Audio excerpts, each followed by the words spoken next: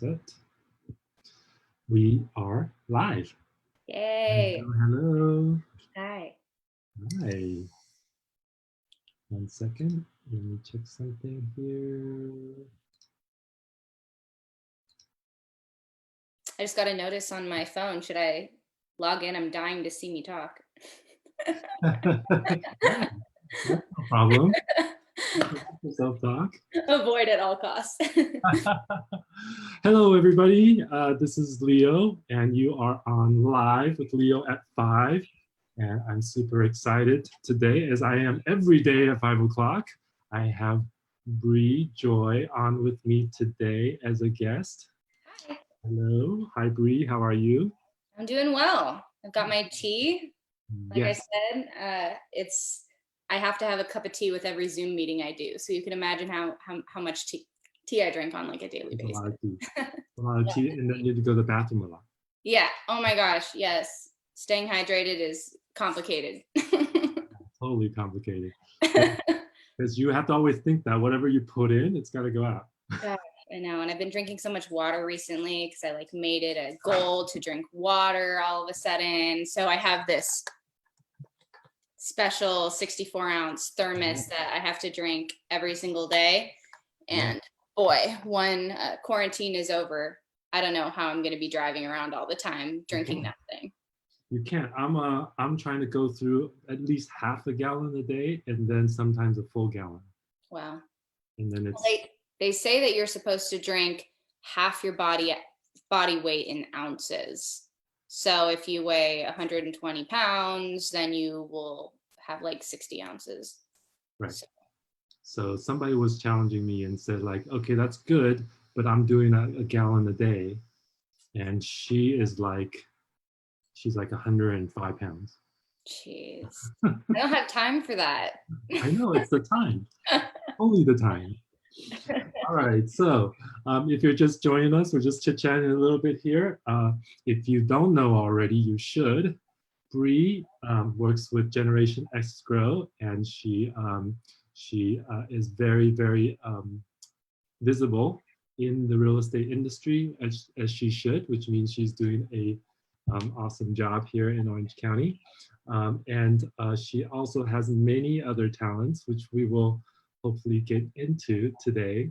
If you guys are joining on, you can see that she's in her lovely Silverado Canyon home there. She's a relatively recent new homeowner, and so she's done a wonderful job with that. So if you guys all want tips on home decorating, home design, she can definitely help you.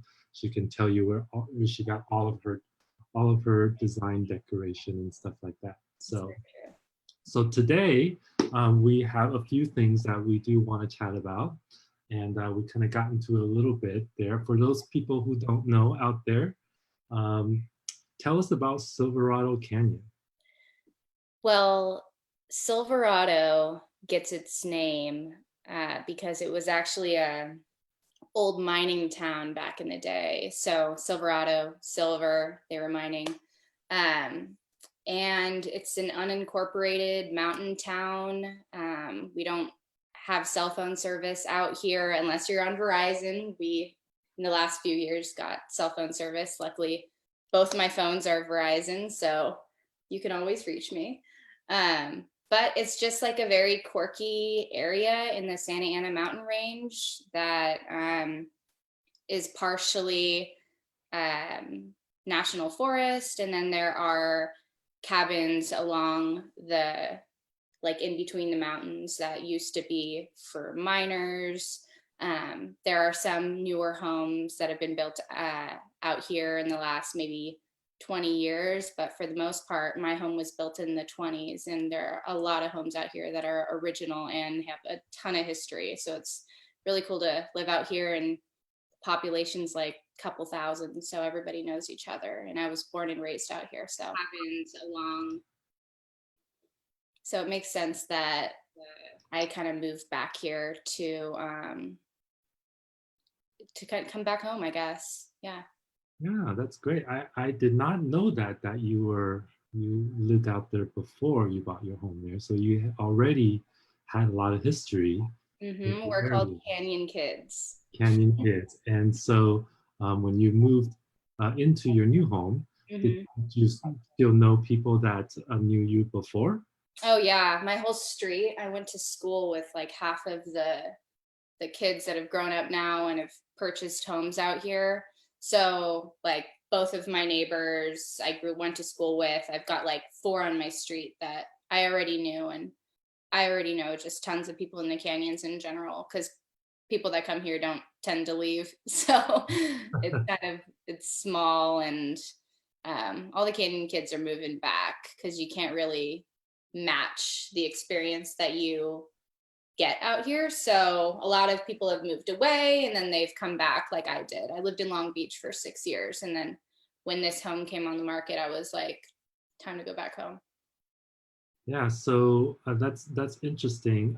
I did not know that a lot of people like to stay behind, but or come back because they feel really connected to the neighborhood. Obviously, Definitely. everybody like a small town in California, which is kind of unheard of, hmm and everybody kind of knows everybody, hmm and so that's really great. We not many of us can say that Yeah. where they grew up and they still know the people that live there or have people come back and then you reconnect and stuff like that.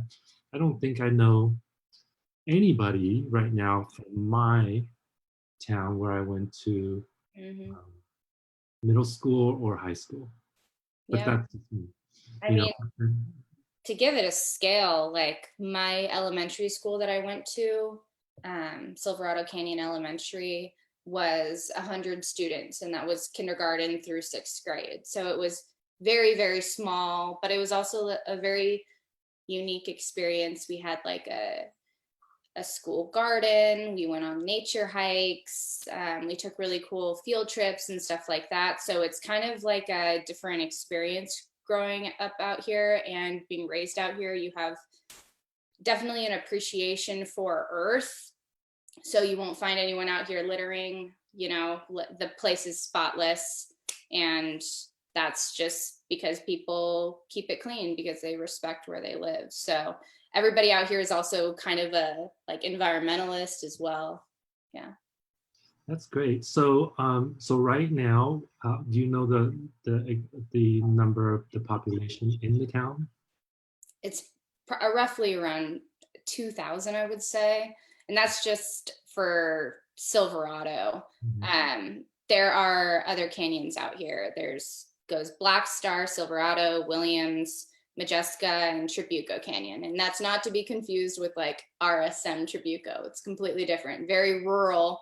There's like down in the woods Tribuco Canyon, and then there's like nice new homes Tribuco Canyon, and they're very, very different. So would that be considered like um, unincorporated part of Tribuco Canyon and incorporated part? Well, Silverado is unincorporated orange, so I guess that's how it. I don't know if the other canyons are the same. I would have to look, but we're kind of like our own thing, and everybody says it's OC's best kept secret. So now I'm blasting it all over Facebook, and all my neighbors are gonna get mad at me on Nextdoor. Well, you know what? That probably wouldn't be necessarily a terrible thing for everybody because everybody is becoming more aware hmm of nature and stuff like that. I mean, over the years, hiking has become like a thing. Oh And yeah, we've you got so met somebody who didn't many. hike, like, what's wrong with you? Mhm. you know so Yeah, everybody I meet now say, hey, let's go for a hike, so so in that aspect, in the nature and things like that is good. I So I didn't feel like anybody knew about this area until the lockdown happened, and then suddenly everybody was showing up trying to take a hike out here, and we had hundreds of cars like lining the streets, and it was like crazy chaos. So they had to put in all of these no parking things, and all of the neighbors got upset, so they started like painting their own signs that were like residents only, and it turned into this whole protest, and I was just like, I'm staying out of it. I get it, people want to go on a hike, but it made a lot of people uncomfortable out here. Yeah, well, it's difficult to police people when you're not the police, and then Definitely. it's so it's kind of a unique thing. It's just like when everybody rushed to the beach because they had nothing to do and everything. Hmm. So hopefully that won't happen again. We like to keep things fresh. We like to keep things natural, Hmm. right? So yeah, that's super interesting. I didn't know that there was really about 2,000 residents, which is unheard of because we have what 3.6 million people in Orange County, and Yeah. it's measly little 2,000 in Silverado. It's pretty Yeah. sweet. And not everybody's into it, like I like people being able to just like knock and just help themselves into the house. My neighbors will absolutely do that. um, Everybody is very trusting out here, but on the flip side, it's super safe because everyone is watching all the time. So if there's some car that you don't recognize that's coming up your street, like someone will have probably taken down that license plate. Like it's kind of like that. And some people are like, I kind of want to live privately and have my neighbors not really talk to me. Then you can't move out here because everybody's in each other's business. But I don't know, it's nice. Like you will never feel weird like going next door and asking your neighbor to help you out on something or borrow something, because it's like very open doors policy out here. Yeah, that's what I love about small towns, and I think there's a lot to be said about that, and Mhm. I think I think people think that if they live in California, they can't have that because there's so many people there. Sorry, I'm a busy girl. Yeah. So I think that's refreshing to hear. And then from a real estate perspective, uh, it's very unique. So if anything comes up for sale, which I think you mentioned one for sale today. Yeah, I mean, there's a ton. My parents, some people know this, but others don't. But my parents are the top agents out here. They've been farming the Silverado, Majeska, Tribuco Canyon areas for over 30 years. So my mom gets the majority of the listings out here. And so she has several active right now. Um, and they're really cute. So if you are more interested in this area, hit me up and I'll send you over her listings. They're all in like the 5 to 6 range. They don't get like super high out here. And so like for 5 or 6, what can you get? Like You could any get like a 2, 3 bedroom. Um, in like the high sixes, you could get like a 3 or 4 bedroom. Um, some of them are, canyony, so they don't have closets because they're original. So it's like kind of grandfathered in, qualifying as a bedroom. Um, but you can get a lot of house. I mean, I purchased my house. It was a fixer, mind you, and I've put a lot of work and money into it already. But I purchased my house. It's 2 bedroom, 1 bathroom, for 500,000.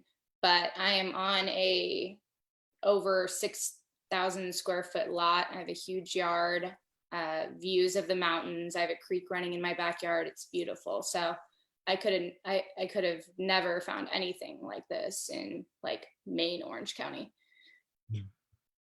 um that's great. So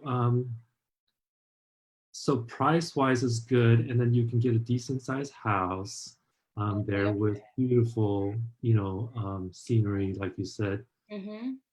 backdrops of mountains and things like that, waters, which is an added bonus because it's part of your land.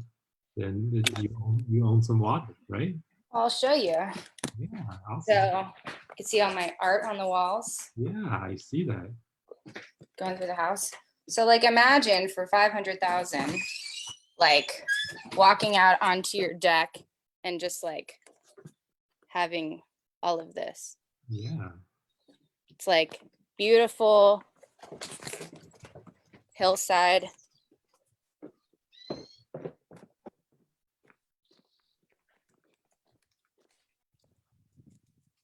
This is my backyard. Well, you got a double deck. Yeah, I built that recently, actually. Cool. And so the main yard I'm still working on. I'm going to be putting some AstroTurf down, but you can see how big the yard is. It's really big. Yeah, that's great. Yeah. So that's it. I'm going to go back inside now. Good for cornhole. Yeah, did you see? I had like my, not cornhole, but I had like the other one, like the rope. You throw the rope on it. It's kind of like cornhole. Yeah, I don't know what that's called, but I know that game. It's so much fun. I play it all the time. Cool. Yeah. So, so what would be a downside in living in an area like that? We talked about all the upside.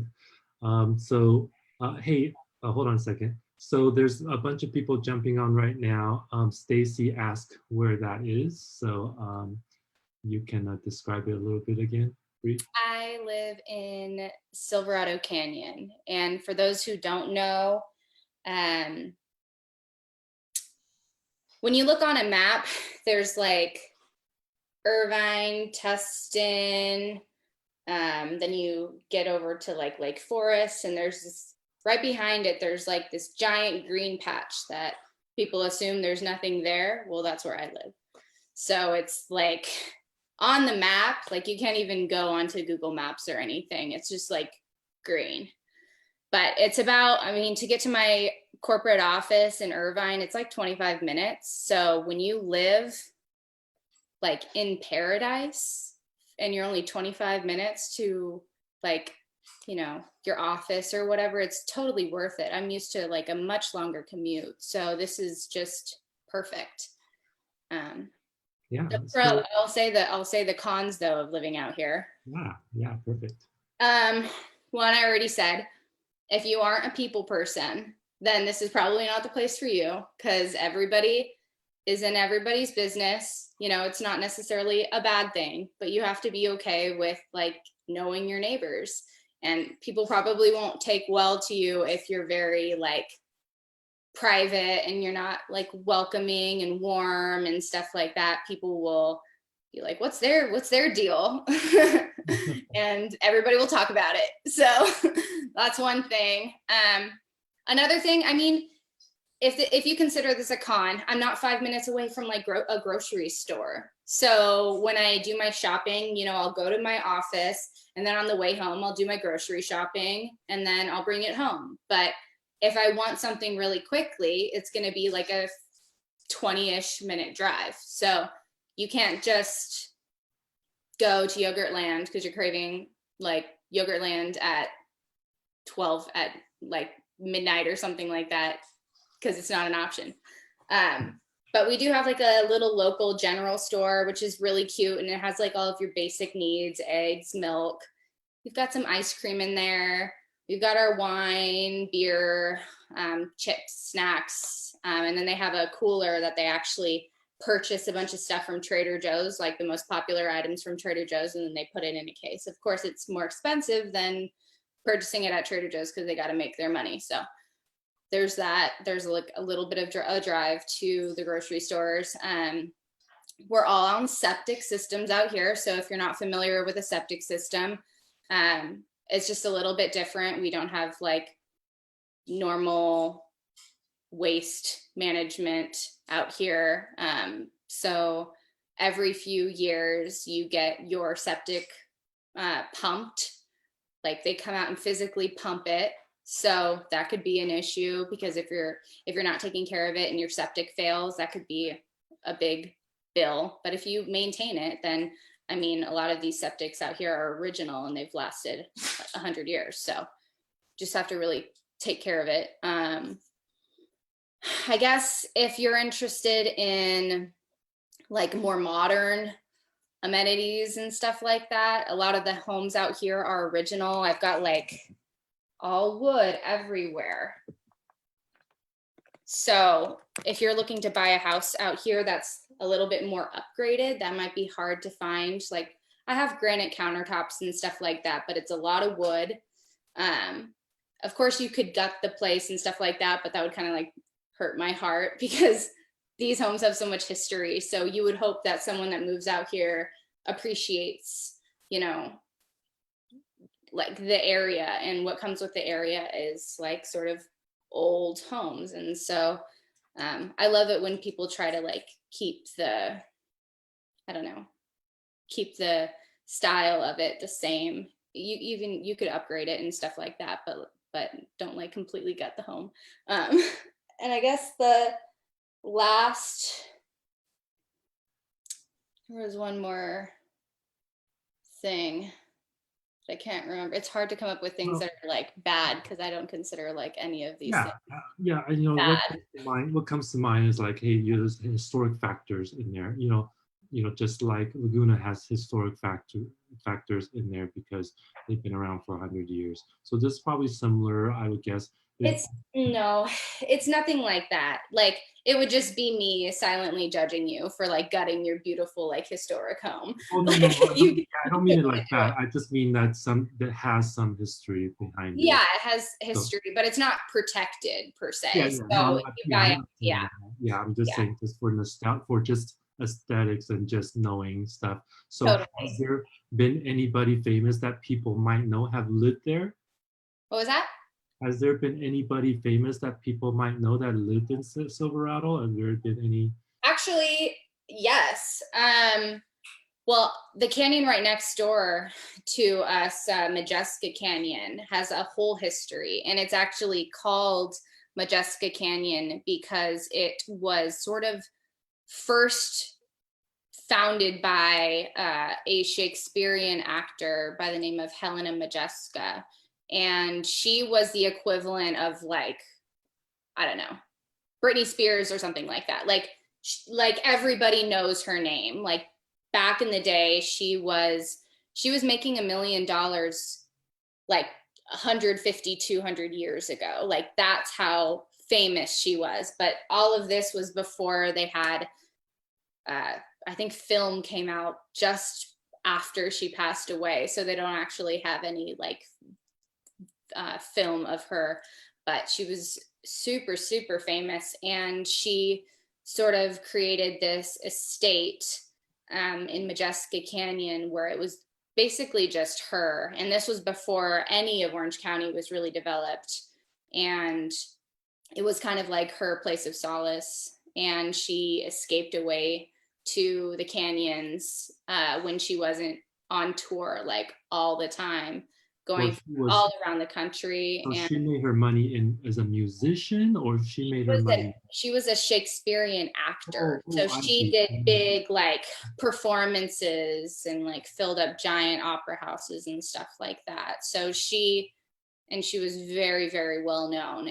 But like because she was so famous, it was really hard for her to get a moment to herself. So part of the year she would travel all around the world, and then part of the year she would hide away in the canyons because no one could find her. And she had a garden, and they actually have that house protected, and they do tours and stuff of the house. So it's a really interesting tour to take if you're interested in sort of historical home tours. I've taken it a few times, and it's really, really cool. She has the oldest pool in Orange County in her.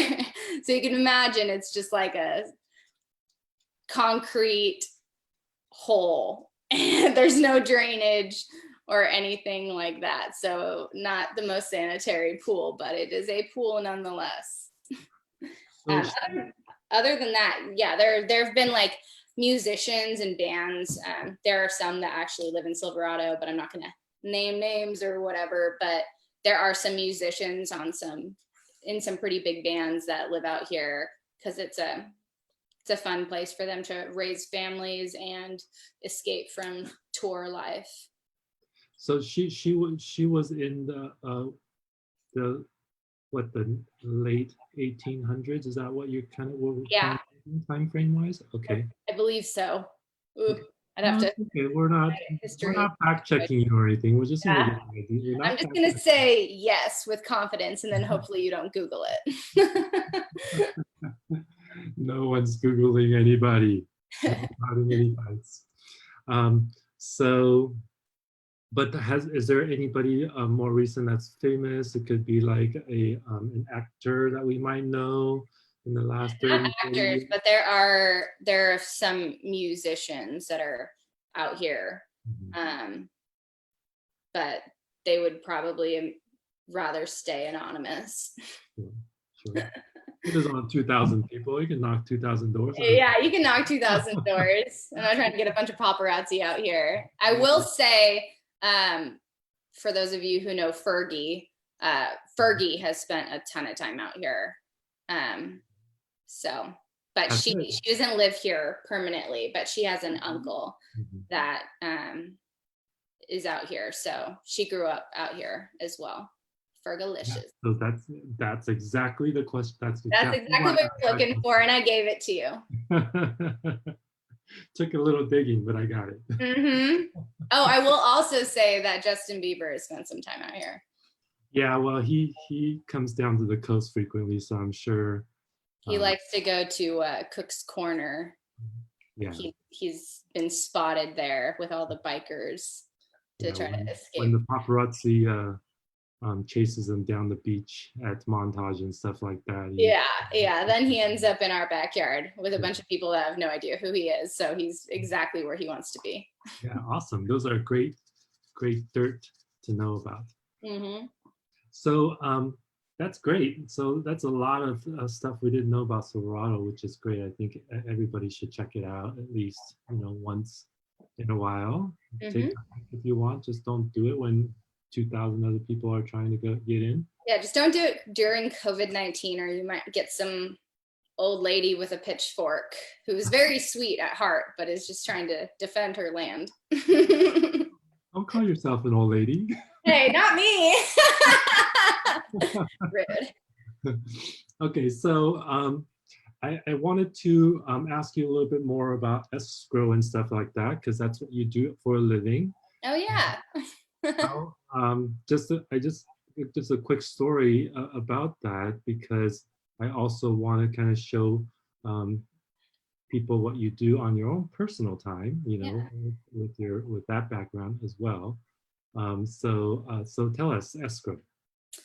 So, never thought I would be here. It was just like people fall into any field. I mean, can you imagine someone growing up and going, I'm going to be a escrow rep? People would be like, what the heck is that?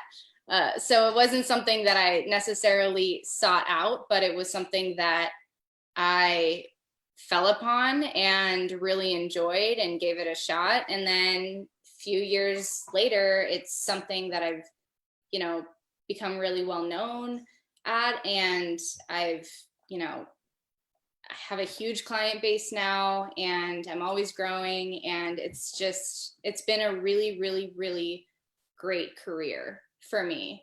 I started in escrow. I'd have to take you back a little bit. I was a fine arts. Well, first, before you get to that a little bit, like describe in short, like what you do in escrow. Sure. So I'm not an escrow officer. So I'm not behind a desk, which I could never do that. I'm used to being up and about. And so much respect to my escrow officers because they work their butts off. But I work for an independent escrow company, and I'm a sales executive, also known as a business development representative or whatever. Basically, I, tell people about our company. I host a lot of events, try to think of ways in which I could be helpful to my community of realtors, but mostly I service my clients on a one-by-one basis. Whatever they need, I can provide. I'm sort of like a realtor personal assistant in a way.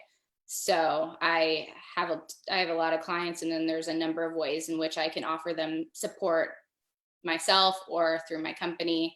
And I just try to make their lives easier, basically. And growing up having two realtor parents, I know exactly how to not be annoying, but to be there when I need to be there, but not to bug them. And I'm never going to be that business development representative that sends you a blind email asking you for your business when you've never even met me. It's super not my style.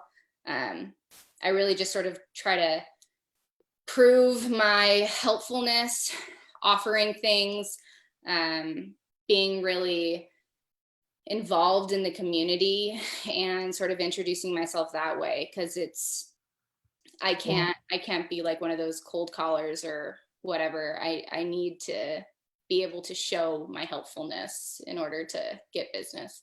Yeah, most people aren't, and even if they are, I don't know how much they enjoy it. So that's that.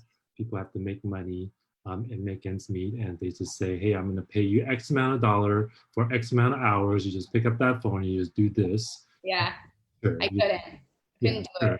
And most of us are not, and you are obviously your own independent person. You're very artistic. You're very creative. So that kind of thing will not fly for sure.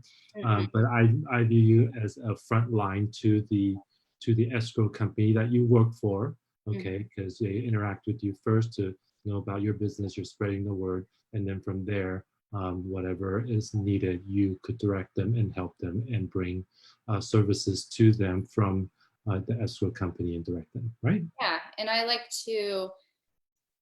become friends with almost, no, every single one. I become friends with basically every single agent that I work with, because I want them to feel comfortable with me. I don't want them to feel like they can't ask me for things. I just really like to have an open communication with all of my clients. And for that reason, when I'm getting to know an agent for the first time, I'll, set up a meeting or something like that. And I'll just kind of get to know them, not even talking about real estate the entire time, but getting to know them as a person, because we have so many different personalities even within our company. So, and one escrow officer within a company is not a reflection of the company in itself, because there are so many different escrow officers. So sometimes people will say like, oh yeah, I've heard of that escrow company. Oh, I've worked with them before. It's like, well, you've worked with that one escrow officer, but they maybe weren't your cup of tea. And so I really like to get to know my clients on a personal basis so that I know exactly who to pair them with, because we've got the really vibrant escrow officers and we have the more reserved ones. And then we have the ones that are like, send me everything, I'm ready for it. Like, hitting you up, I need this, and some people are like, I don't want you to bug me at all, and so I'm kind of like a matchmaker in a sense. So I kind of get to know my client and what their needs are, and then I pair them with an escrow officer that I feel will really like complement their work ethic and elevate their experience. So yeah. Okay, so your parents were realtors and you had some background in it because you see them working day in and day out. And Oh that, yeah. you had your own aspirations of things, and now you're in escrow, and I think you're doing a great job with it. But of course, life isn't always one-dimensional. So what do you do on your own time, and how did you get into that? And I think that we know there's some connections there with school and your own personal pursuits, right? Yeah, so I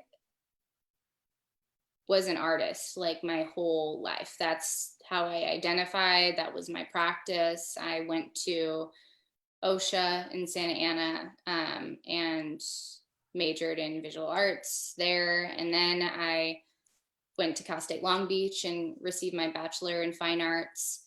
And it wasn't until I was having a show like my senior year, and a property manager stager attended my show, and she really liked my work. She bought out like almost my whole show, and I was right out of college, and she offered me a job, kind of as like her personal assistant, and to sort of learn the ropes of property management and all that. So I said, why not? It's something I'd probably be pretty good at. I grew up using both sides of my brain. I'm very artistic, but then at the same time, my parents are top producers, and I've worked my butt off. Like, I had never was given the opportunity to slack off my entire life. So property management, stuff like that kind of fell right in line with my strengths.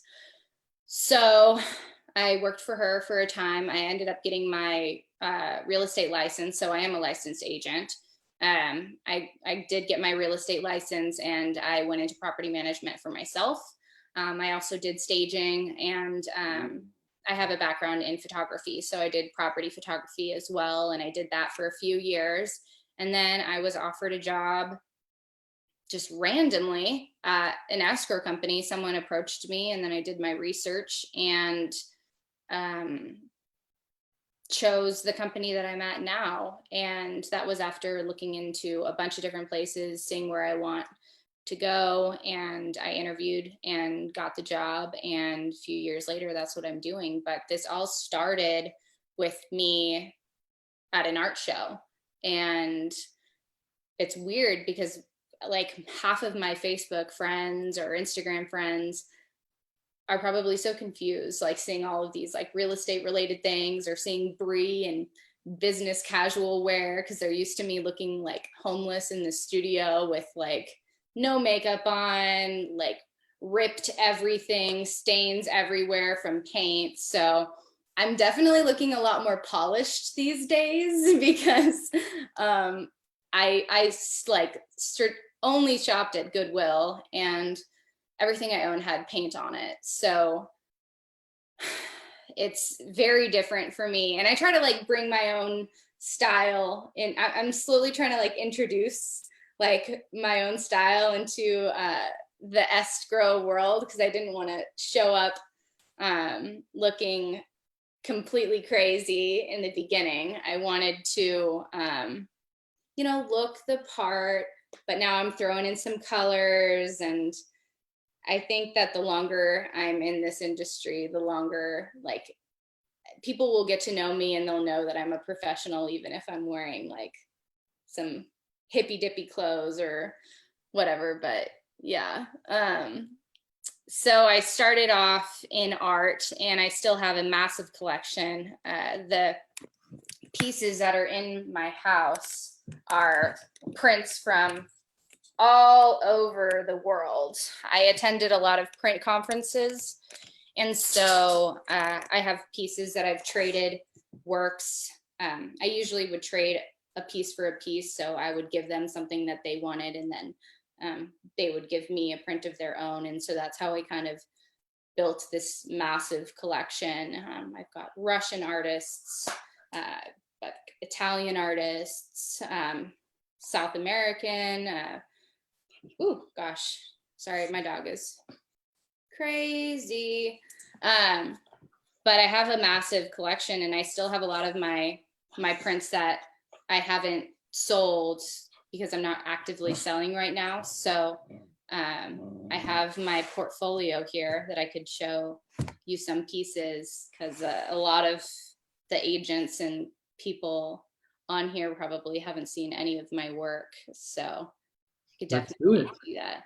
All right. My dog needs to be exercised. So I majored in printmaking. I feel like everything in my life is like some niche, like group. It's like I grew up in a really like small town, people never heard of it kind of lifestyle. And then I chose like the most obscure major because like nobody knows what printmaking is as like an arts major. So everything that I do, people will understand the process once I like explain it to them, but they don't. Printmaking doesn't like ring a bell, because we hear of painters and sculptors and stuff like that. And printmaking is hands down like the most like fight me over it people, because it is the most hands-on, like hardest freaking fine arts major that you can, or fine arts degree that you could have. Like printmaking is so complicated and physical and labor intensive, and yeah, it's just crazy. I would be cranking like presses for sometimes 15 hours to finish a piece. Some of my pieces from start to finish took me 100 hours. And when you get down to printing them itself, it's not really a process where you could kind of like stop. Like painting, you could kind of stop and revisit it. But printmaking, once you get into like the print process, you kind of want to just crank it all out because you've got so many supplies that you're using at any given time. So I will be printing from like for like 24 hours straight, and I would get a lot of parking tickets because of it, because I would just like not be able to leave. And then by the time the morning rolled up, because I had been working all night long, I'd just get a ticket at like 8 a.m. because the parking that was open in the evening was not open in the morning. So. Well, I don't know too much about it, but if I understand it correctly, you know, the print process is lengthy, and depending on what it is that you're trying to do, you can't. It's not like painting where you paint some and then you can go away, come back tomorrow and paint again, because there's a process that has to happen, which is why like you get stuck. Am I kind of at least partially right? Yeah. Well, okay. Here's another thing. I could go on and on, but there are also, because it was my major, I had to be able to work every single process of printmaking. And it's not just printmaking. There are people that do, that make etchings. There are people that specialize in lithography, screen printing, relief, doing monotypes. So there are a bunch of different processes even within the printmaking like world. And so the things that I liked to do the most were screen printing, and that's what is the most popular. People have usually heard of screen printing because if you have any sort of like graphic tee, like most of those are screen printed. But I would screen print on like fine quality archival paper. So I didn't, so I'll show you. So like this is like the back, it's a Silverado Canyon hoodie. This is a screen print. So this was the same process that you would use basically on paper, but it was put onto fabric. And that's why a lot of people know about printmaking is through screen printing, because it's something that we all own that we don't even realize it. But I like to do relief. So basically carving. So you'll have actually I'll just show you.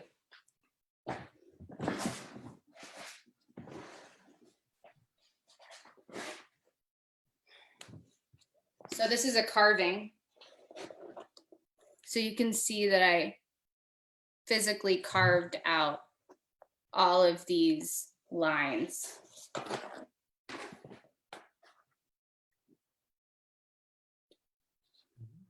Great. And then what you do is after you carve it, you take a roller and you roll up your carving, and then you lay a piece of paper down on top of it and you crank it through a really intense press, and it leaves an embossment and lifts the ink. So with these two pieces, actually, I have the print that this goes with right here.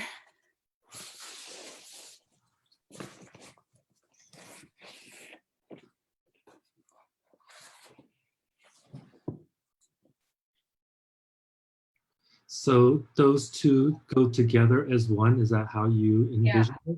So I lined them together and they printed.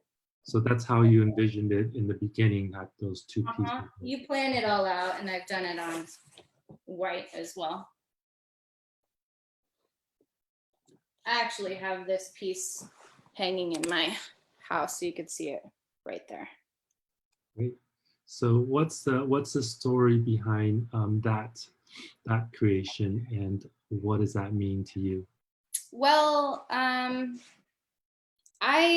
I did a lot of work with bodies, like specifically female figures. A lot of my friends, I mean, it was art school, so it wasn't hard to find a friend who would pose nude for me. So I had a lot of friends who would pose for me because they really wanted to be a part of the process, and they loved that they kind of got to live on through my pieces. So a lot of my good friends are artists themselves and have posed for me. And I just really love the female figure, and I feel like it's so complex and versatile, and it's both feminine and incredibly strong at the same time. And so it was kind of just an inspiration for me. So, I would pose for myself even, and I just love bodies, really. Everyone is so different, and thick, thin, different ethnicities. Like, I just think that we're pretty incredible as women. So is there a meaning to that particular piece of any kind? not specifically. I was inspired a little bit on this one. My favorite artist, or one of my favorite artists, I should say, is Gustav Klimt, and he had a lot of like high detail, like almost like there's a lot of like symbols, and Yeah, it I'm created, familiar with. I'm yeah, familiar with his Klimt work. is amazing. And so there was a time in which I kind of had like these ornate kind of decorative patterns along with my bodies, and I felt like they kind of complemented each other, where there was like this very raw organic shape, and then there was a lot of like high concentration, and I think that they worked well together. So I have a few pieces that are kind of like that. With a lot of really detailed work. Gustav Klimt does a lot of mermaids too. Have you seen his older mermaid? It's actually like my desktop screensaver. Okay. I've seen a lot of them. They're really, really good. And he also used a lot of material, gold, Yeah, and stuff like that in there too. gold leafing, definitely. And I have some pieces with some gold leafing on them throughout the house. It's a beautiful process. Yeah. Do you have anything else you want to show us? Oh my gosh. Do we have all day? So here's another piece that I did with bodies, you could kind of see. And so tell us about that one. It's the same thing. I had a friend of mine who has a background in dance, and she has a really beautiful form. And I just went over to her place, and she posed for me, and I created something beautiful with it. And I wanted her to have a ton of different movement going on, so that I could create one piece that was almost like an evolution of dance. So that's how that came out. I'm So not is that really one?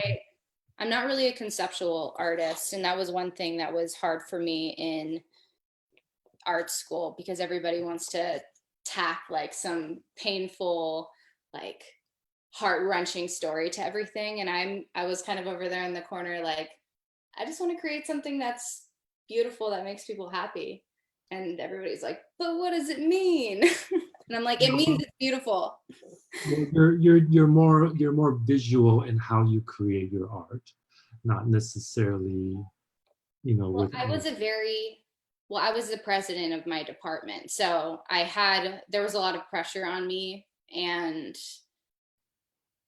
so I was incredibly technical. So all of my prints are what you would consider very clean.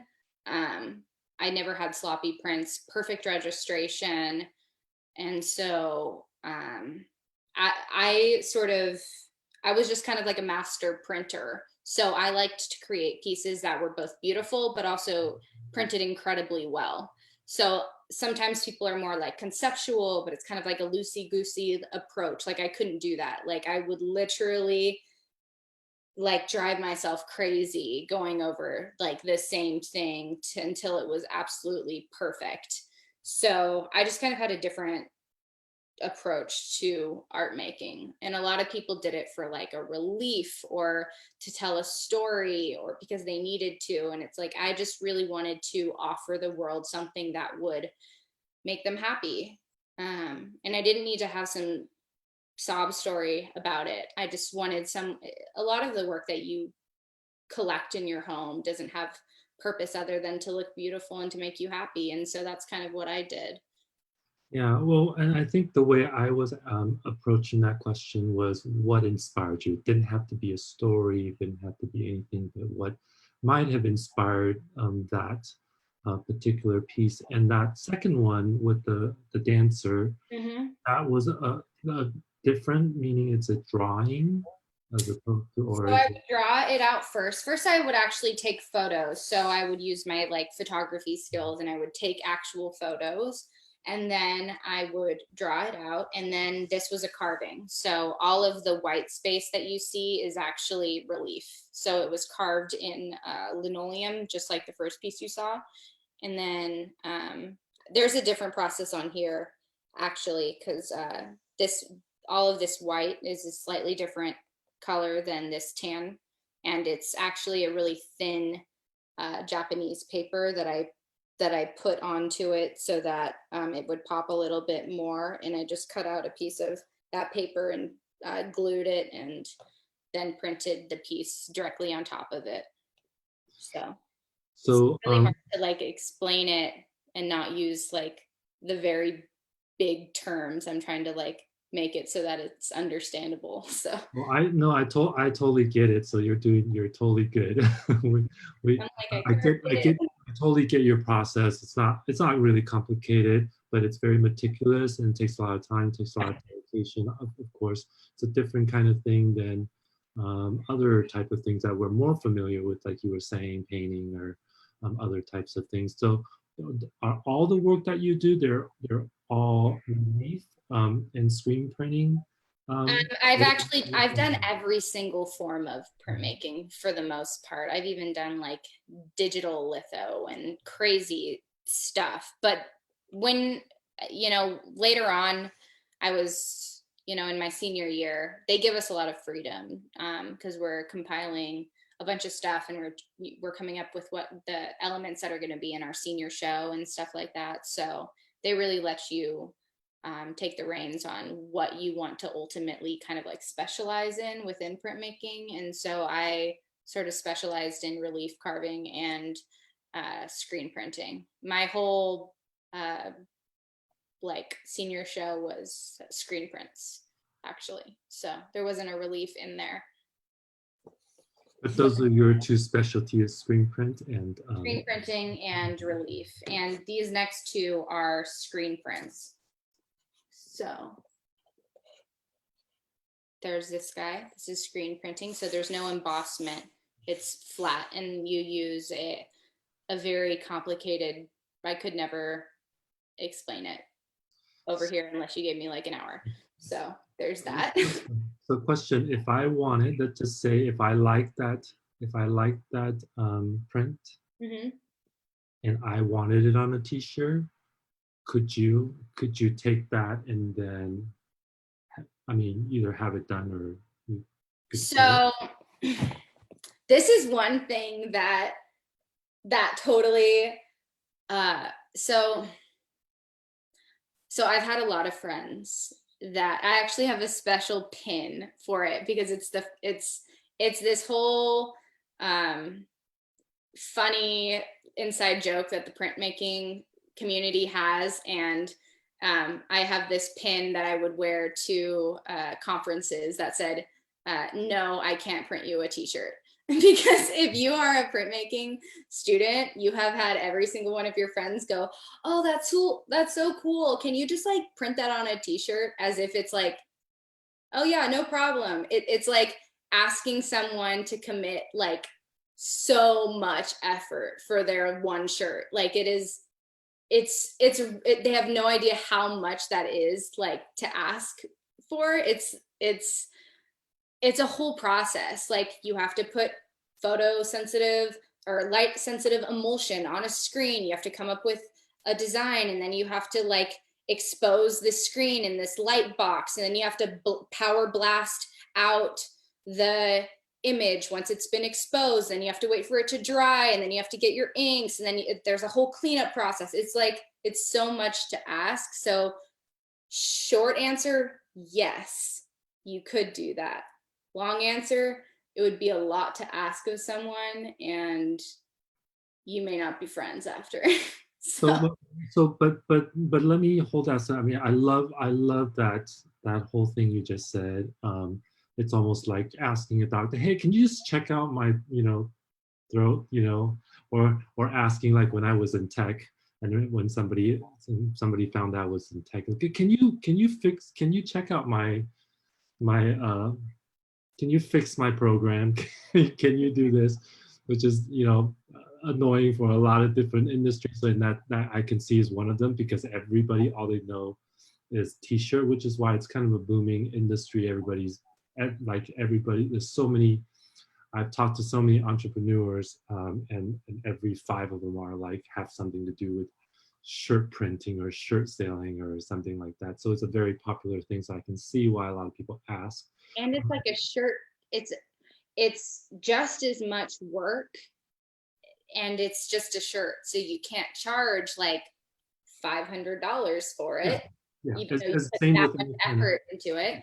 Exactly. Yeah. And So same with any kind of print. You can't, you want to figure out like, hey, are we doing 1,000 of these, or are we doing one?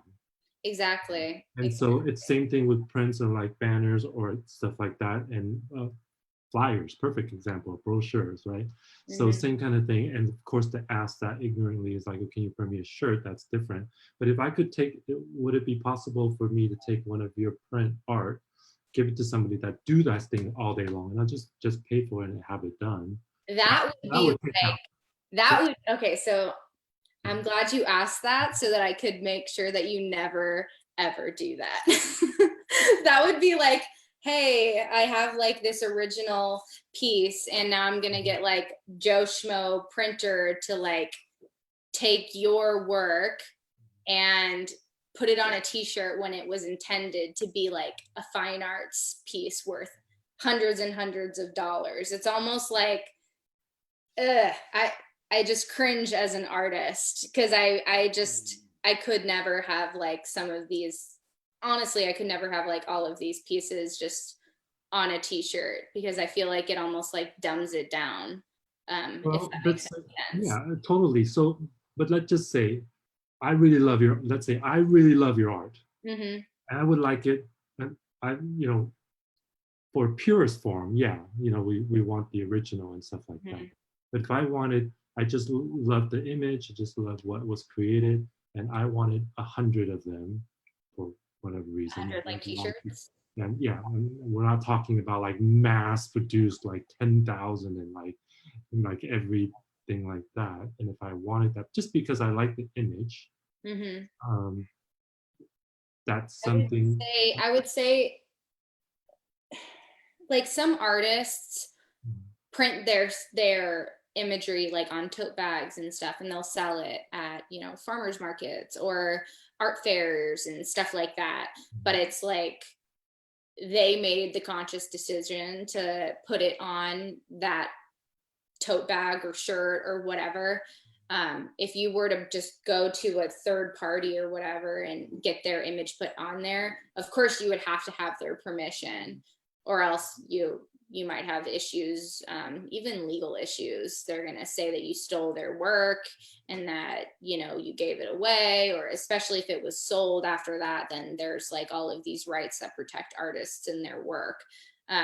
You would want it to ideally be printed by the artist themselves, with their permission. And if you were going to take it to someone else because you really liked the image, you would just want to get the artist's opinion, like permission for it. It's like taking a piece, and like there are a lot of people that have created pieces and then they'll go to like a tattoo artist and say, I get a tattoo from a tattoo artist that's original, and then I see it on someone and I go, oh, that's a really cool tattoo. Can I take a photo of it? And then I take that tattoo that was done custom by that artist that they created. And then I went to another tattoo artist and said like, hey, can you like make this? Like, it would almost be like a slap to the face of like that artist. Like, because creating the piece, like screen printing it is a part of the process. So someone will be like duplicating that, but not as the artist on a shirt. So I feel like I just say no, but if you had the permission of the artist, then they could do whatever they want, but it wouldn't be I would never.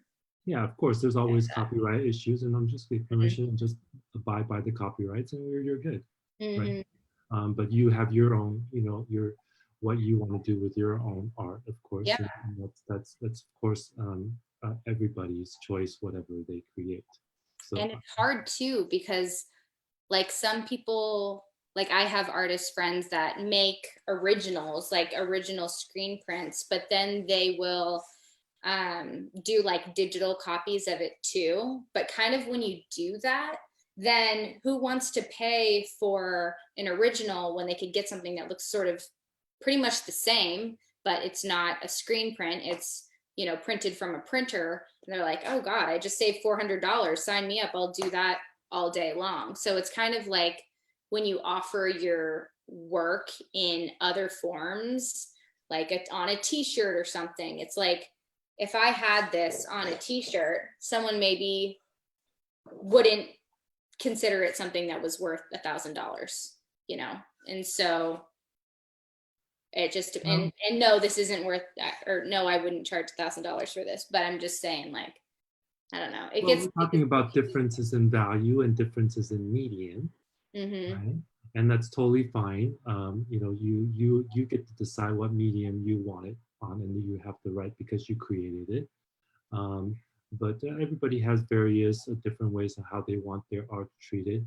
I don't think that for me, like if I had an image that I liked on a t-shirt, that it would give me the same feeling as if it was on an original.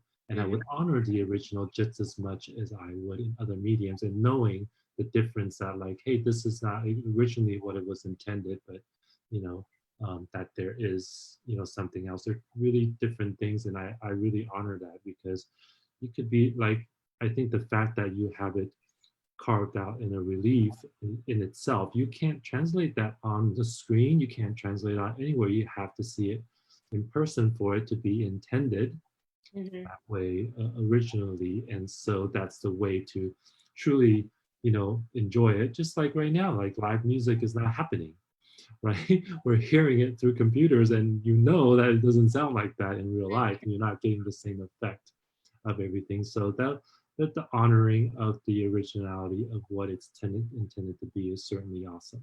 It also just like, it hurts the artist sometimes, because when they offer like that, for that example of like the original next to a print, then no one will pay for the original. So I actually know quite a few fine artists that, big names, constantly their work is being presented in galleries and stuff through LA and Orange County. But then they kind of have like a separate Etsy account where they will do like little prints and stuff that are on like tote bags and t-shirts and stuff like that. But they don't advertise their other work like whatsoever. They kind of live two different worlds. One as like a, someone who presents in galleries and stuff like that. And then the other one is kind of like their other section where they, do stuff that's like a little bit more affordable and accessible for people that are looking for art in that way. Because I like art in both ways too. Like I have printed on t-shirts and totes and all that, but it makes it complicated when you're presenting them both in the same platform and category, because then people start not being able to differentiate between the two, and then they'll always go for the cheaper route. So sometimes it's best as a fine artist to kind of have that world and have that world, but not like combine them at all. Well, there's a way and flavor for everybody, right? Mm-hmm. Yeah, I'm Definitely. glad you explained that. It makes a lot of sense, and not everybody are privy or have an inside perspective to like what you get to see all the time, and talking with artists of what they prefer and what actually happens to their art, right? Mm-hmm. So, what are you? So mainly then for you, if I'm correct, that you make your art and you show in galleries. And what are your main outlets? What are the things that you? Well, nowadays, like I said, the printmaking world is beautiful because it's so process based, but at the same time, it's extremely inconvenient because it's super process based. So I can't create work right now, at least to the degree in which that I have to, like as someone who takes printing so seriously, I can't kind of like half-ass it per se. Like I can't do some like you can do a relief carving and roll it up with some ink from home and then kind of do a rubbing of it, but when you pull it back, like it may not be perfect, and I'm used to working large scale, so ideally I would have a press, and presses are, you know, thousands and thousands and thousands of dollars and might weigh 5,000 pounds or even more than that. So it's not something that I could necessarily do from home, like at the degree in which I would want to like really honor my work. So I would have to rent out studio space or something like that. But when you're working, I'm working full time in escrow, so it's not really something that I'm able to practice right now. And that makes a lot of people sad because they feel like, oh my gosh, this thing that you're so passionate about that you're not able to do, like, doesn't that make you incredibly sad? And, you know, I do miss like the art world a lot, and I try to put myself into it as much as possible. I still attend a lot of shows.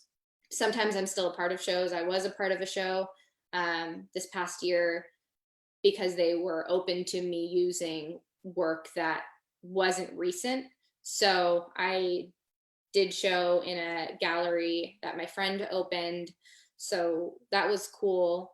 Um, but I can't create work anymore, unfortunately, unless I was to allot time to rent space from a studio or something like that and crank it all out. But then at that point, I'm just like, I'm not a practicing artist right now, so I'd be creating all this work when I'm not actively trying to sell it or anything like that. So to have the motivation to go through all of that effort is not really there right now because I'm not making a living off of my art, so it makes it a little bit complicated.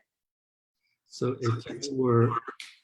if you if you if money wasn't an issue, would you choose to do art full time, and that would be your life's work? Would that be your dream?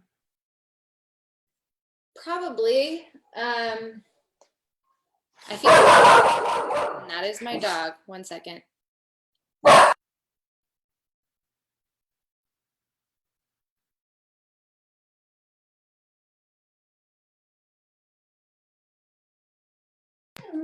Sorry. We all know what dogs sound like.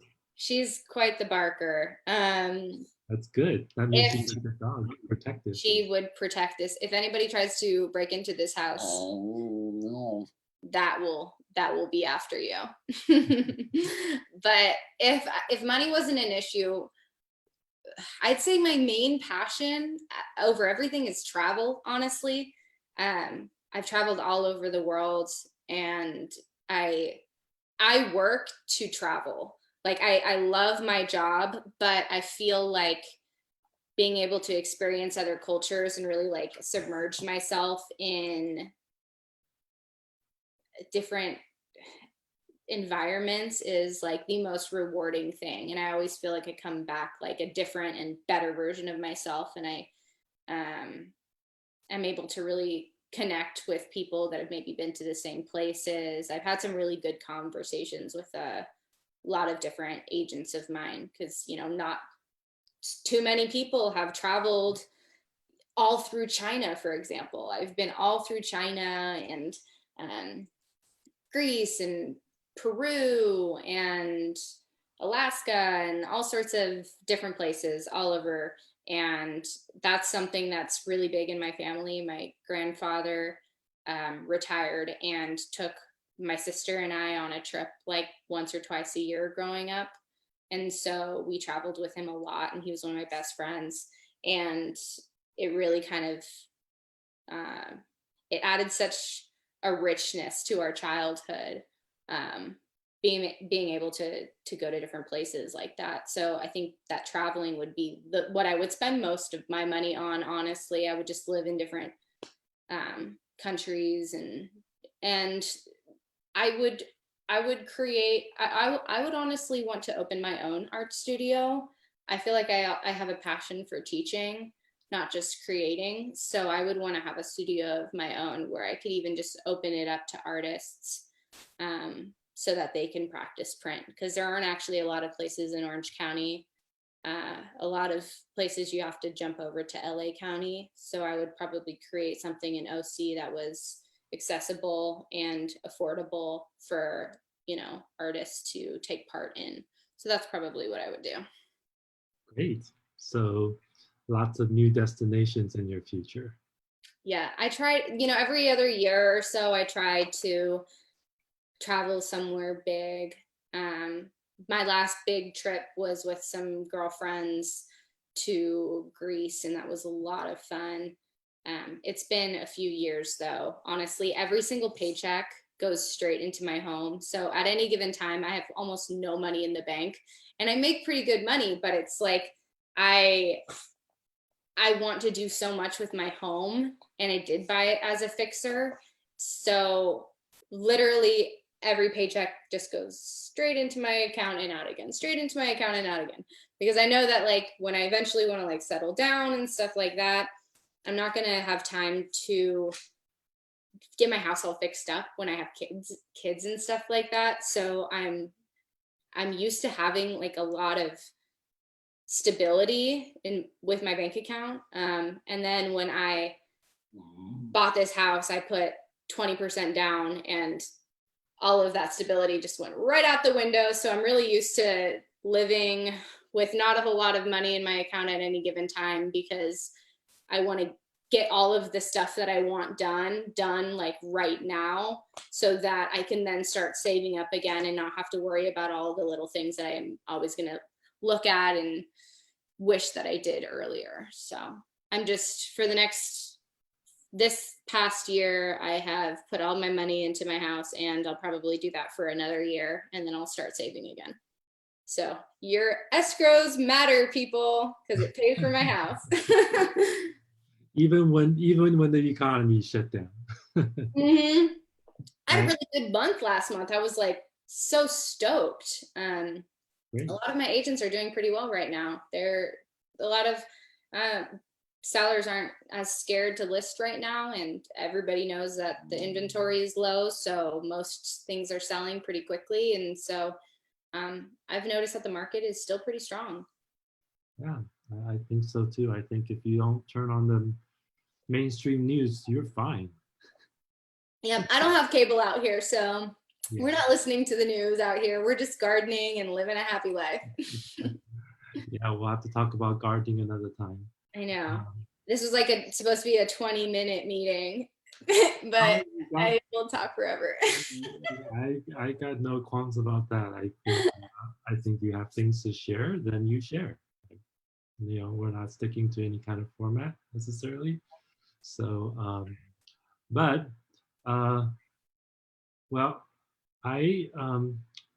we have a mini tradition here to talk about a couple of things before we close out. And number one is, which we talked about some, but you can cap it off for us. Mm-hmm. What do you love about where you live? Short answer, everything. Long answer, or longer answer, I love the sense of community. You cannot find this like to this degree, in my opinion, like anywhere else in Orange County. It's truly unique in that way. I love how quirky the homes are out here. I love that, you know, every home is so different and so unique and has so much character. Yes, there are a lot of flaws, a lot of termite issues, you know, stuff like that that's you can get fixed, but the character is so, every time I go into like a neighbor's house, I'm just like, this is crazy. And oh my gosh, you have like this weird, like underground wine cellar. And like, what is this room that leads to this? And it's just, it's like an onion. You're always peeling away like new things that are really, really cool. Like in my attic, for example, like I discovered, and I didn't even realize it, but I like noticed that there was kind of like a frame on the outside of my house. And I was like, that's interesting. And I like looked closer and I noticed that there was a hinge. So I went up into my attic and I realized that there was like this tiny little latch, and I was able to like open like a whole like giant window in my attic out to the backyard from the second story. And I imagine that they probably used that to like store large items back in the 20s or whatever, to put stuff in my attic. But it's like, it was so cool just like kicking my feet over the ledge and like having this massive opening to be able to enjoy from my attic space, which I eventually want to be able to convert into another bedroom. So keep bringing the escrows, people, because that's long in the future. But yeah, like the quirkiness and the character and the people, it's the best thing ever. Would never move. Great answer. Great answer. And then secondly, we always ask our guests to share a quote. What is your quote that you like to share with the world? There's this quote that I really enjoy from Helen Keller that goes, "Keep your face in the sunshine and you cannot see a shadow." And that really spoke to me, because I feel like, especially right now, that's more important than ever. A lot of people like to focus on the negative, or they become like negative obsessed. And I kind of like to live my life as positively as possible. You know, I don't like to overwhelm myself with things that I have no control over. So I kind of like to step away from like the mainstream news and stuff like that. And some people agree with that, some people don't, you know, to each his own. At any given time, I may not know what's going on out there. But I live peacefully, and I feel like it adds, I'm able to focus on things that bring joy to my life and bring joy to others. And I have more, I am in a place where I can offer that to other people. Whereas, you know, if I was so obsessed with like the negativity and stuff out there, I may not be able to be that joyous person that people have come to love and appreciate in their lives. So that's just a quote that, and that's kind of how it spoke to me. Well, you have to, because it's literally in your name. It is. It's my last name. Well, Bri, your face is in the sunshine, and we appreciate that. We appreciate you, and appreciate all the work you do for a lot of the realtors out there, and including myself. We're happy to take a little peek into your home and in your life. Thank you for inviting us in, and thank you for showing us your exquisite art. And Thank you. We really appreciate it. And we'll have to maybe do again and kind of get an update on some new stuff that you're doing. Yeah, Bri Part 2. Yeah. Gardening.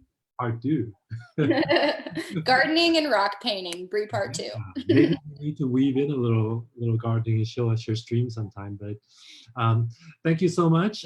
Thank you all for watching. Thank you for hanging out with us and Bri, and having a cup of tea or whatever you have there. And we are here Monday through Friday at 5 o'clock every day with a new guest and sometimes returning guests. And so I have some special people coming up in the next next couple of days, as well as next week. So tune in.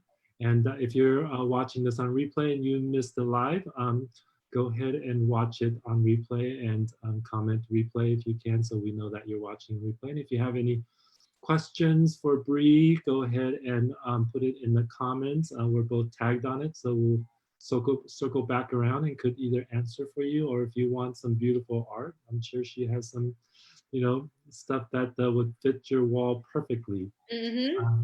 So that's it for today. Thank you all for joining. Happy Wednesday. We will see you soon. Bye. Bye.